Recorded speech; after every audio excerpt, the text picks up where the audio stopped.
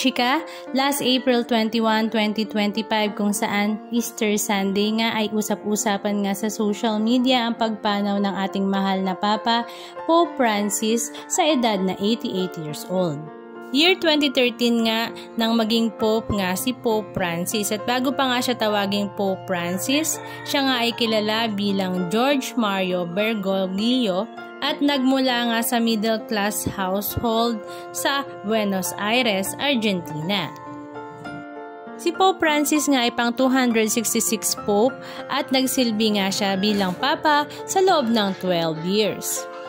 At dahil nga pumanaw na si Pope Francis ay usap-usapan nga ngayon kung sino nga ba ang papalit sa kanya bilang head of the Catholic Church.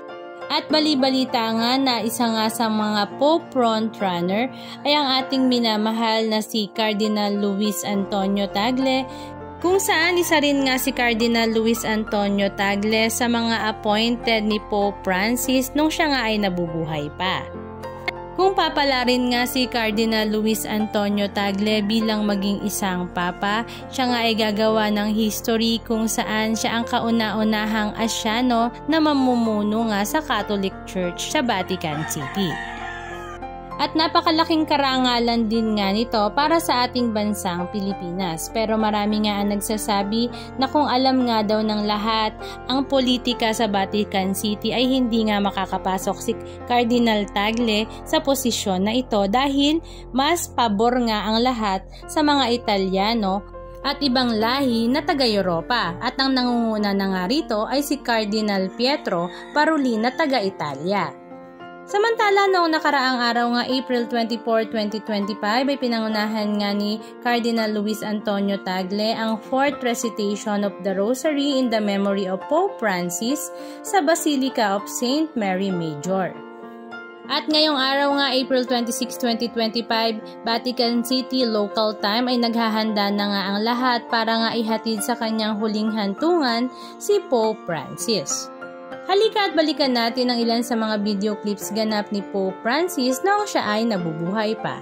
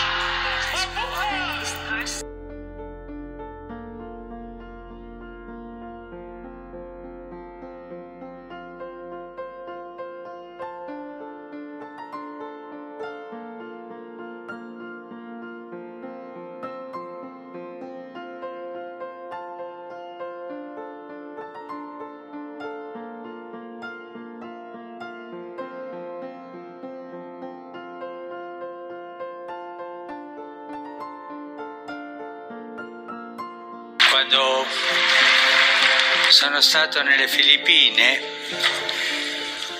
gli abitanti delle Filippine, il popolo filippino mi salutava dicendo Lolo Chico, cioè nonno Francesco. Lolo Chico dicevano.